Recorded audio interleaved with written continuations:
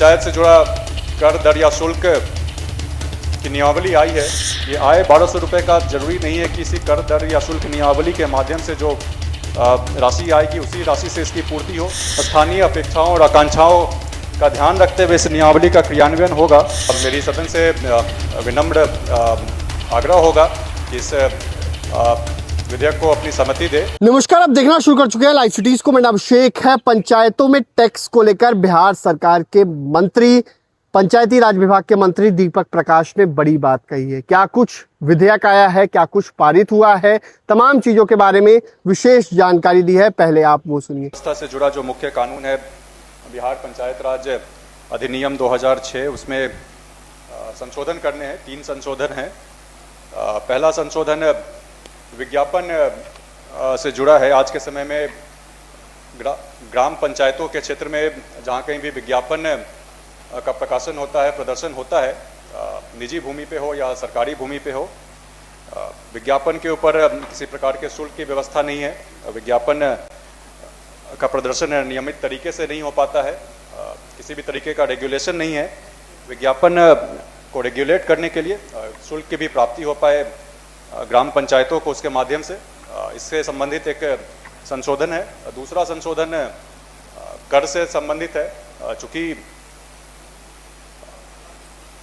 कुछ ही समय पहले माननीय मुख्यमंत्री जी के नेतृत्व में बिहार में ग्राम पंचायत से संबंधित कर दर और शुल्क नियमावली के ऊपर काम किया जा रहा था और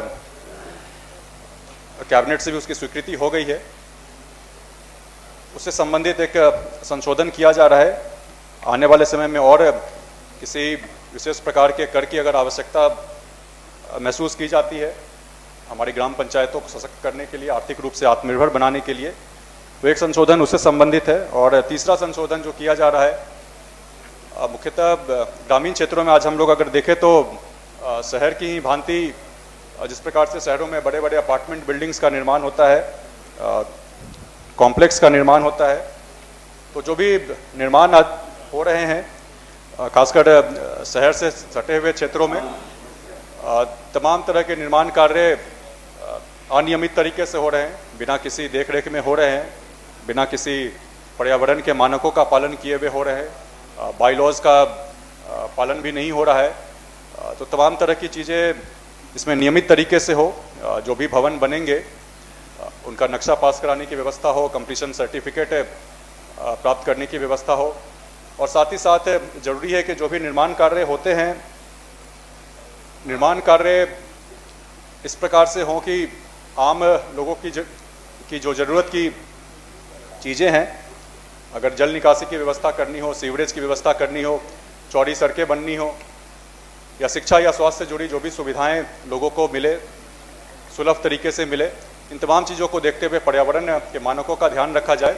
इससे संबंधित एक संशोधन करना है विधेयक अधिनियम में, ताकि संबंधित बाईलॉज का निर्माण किया जा सके या कोई प्राधिकरण का निर्माण किए जाने की आवश्यकता है, तो उसका भी प्रावधान किया जा रहा है इस संशोधन के माध्यम से। 3 संशोधन मुख्यतः हैं। तो मेरी सदन से विनम्र आग्रह होगा कि इस विधेयक को अपनी सहमति दे और अधिनियम में जो बदलाव करने हैं बदलाव किया जा सके। और चूंकि साथ ही साथ आपकी अनुमति से महोदय, चूंकि कर से जुड़ा ये विधेयक है, तो कुछ चीज़ें हम क्लियर करना चाहेंगे विभाग की ओर से। जो पिछले दिनों पंचायत से जुड़ा कर दर या शुल्क की नियमावली आई है, उसको लेकर विपक्ष के साथी सभी यहाँ पे अभी नहीं है, सभी माननीय सदस्य, उनको यहाँ पे होना चाहिए था। तमाम तरह के जो दुष्प्रचार किए जा रहे हैं उनके द्वारा ग्राम पंचायतों में जो कर की व्यवस्था की जा रही है या शुल्क की व्यवस्था की जा रही है, उसको लेकर जो भी दुष्प्रचार उनके द्वारा किया जा रहा है, दुष्प्रचार भी अगर उनके दिमाग में कहीं कन्फ्यूज़न है, वो कन्फ्यूज़न दूर होता, या जो भी चीज़ें वो सही तरीके से समझ नहीं पाए हैं, सही तरीके से समझते और लोगों के समक्ष उसको सही तरीके से रख पाते। इसलिए कुछ चीज़ें हैं जो हम क्लियर करना चाहेंगे। जो पिछले दिनों ग्राम पंचायत से संबंधित कर दर या शुल्क की नियमावली आई है, इसमें मुख्यतः शुल्क का अधिरोपण करना हो या कर की प्राप्ति करनी हो, इसके प्रबंधन की पूरी व्यवस्था स्थानीय स्तर पर की जानी है। इस नियमावली का क्रियान्वयन ग्राम पंचायत को स्वयं करना है। जब ग्राम पंचायत इस नियमावली का क्रियान्वयन स्वयं करेंगे तो इसमें स्थानीय ज़रूरतों का ध्यान रखा जाएगा और साथ ही साथ स्थानीय अपेक्षाओं और आकांक्षाओं का ध्यान रखते हुए इस नियमावली का क्रियान्वयन होगा। दूसरी बात, जो एक दुष्प्रचार किया जा रहा है कि इस नियमावली के आने से एक औपनिवेशिक व्यवस्था खड़ी होगी, इसके ऊपर भी सीधे तौर पर हम स्टैंड क्लियर करना चाहेंगे कि कहीं कोई औपनिवेशिक व्यवस्था खड़ी नहीं की जाएगी। इस नियमावली के माध्यम से जो भी कर या शुल्क की प्राप्ति होगी, उस तमाम राशि का व्यय उसी ग्राम पंचायत में, ग्राम पंचायत के सहमति के बाद, स्थानीय लोगों के सहमति के बाद, ग्राम सभा के बाद किया जाएगा।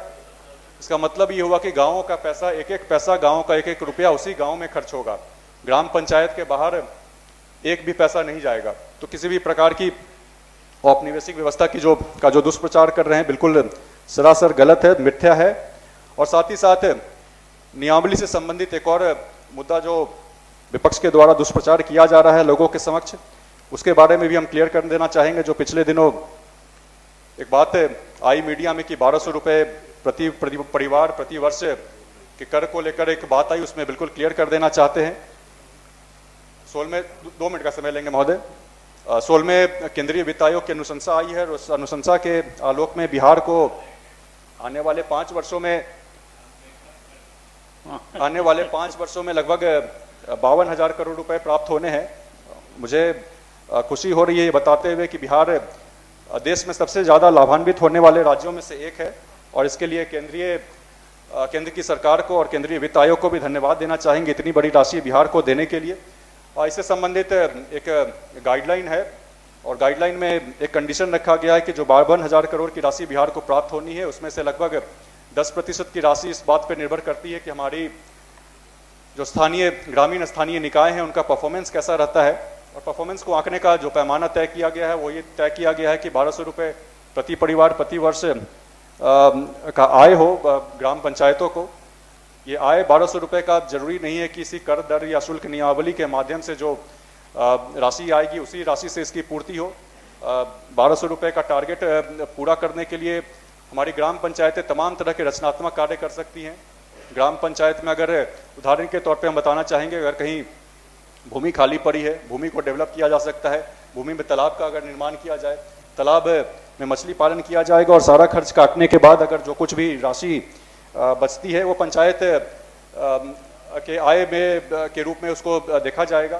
तो तमाम तरह के रचनात्मक कार्य किए जा सकते हैं। आज के समय में लोहिया स्वच्छ बिहार अभियान के माध्यम से वेस्ट प्रोसेसिंग यूनिट्स का निर्माण किया गया है, तमाम पंचायतों में किया भी जा रहा है। उसके माध्यम से भी अगर जैविक खाद का उत्पादन अगर किसी पंचायत में किया जा सकता है, उससे जैविक खाद के माध्यम से भी उसका सेल किया जाएगा और उसके बाद पंचायतों का आय बढ़ेगा। तमाम तरह की व्यवस्था की जा सकती है पंचायत के द्वारा। इन तमाम चीज़ों को देखते हुए 1200 रुपये ऑन एवरेज प्रति परिवार की राशि इन सप्लीमेंटेशन विथ जो कर दर और शुल्क की नियमावली बनाई गई है, इन सभी चीज़ों को अगर एक साथ देखेंगे तो निश्चित तौर पर जो व्यवस्था खड़ी की जा रही है नियमावली के माध्यम से और जो संशोधन किया जा रहा है, हमारी ग्राम पंचायतों को और सशक्त बनाया जाएगा।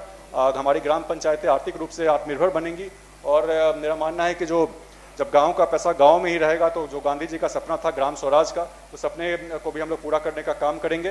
तो एक बार फिर से नियमावली के लिए आप सभी लोगों का सहयोग चाहिए होगा और जो विधेयक आ रहा है, इस विधेयक के लिए आप सभी लोगों से भी मेरी विनम्र विनती होगी कि इस विधेयक को। तो आपने सुना कि पंचायतों में टैक्स को लेकर जो बातें चल रही हैं, 1200 रुपये गाँव में टैक्स लगने की बात कही जा रही है, उन तमाम चीज़ों को लेकर मंत्री दीपक प्रकाश ने स्पष्ट बातें कही हैं। क्या कुछ कहा है आपने सुना ही है। बने रहिए लाइव सिटीज के साथ। हमारे यूट्यूब चैनल को सब्सक्राइब करिए, पेज को लाइक, धन्यवाद।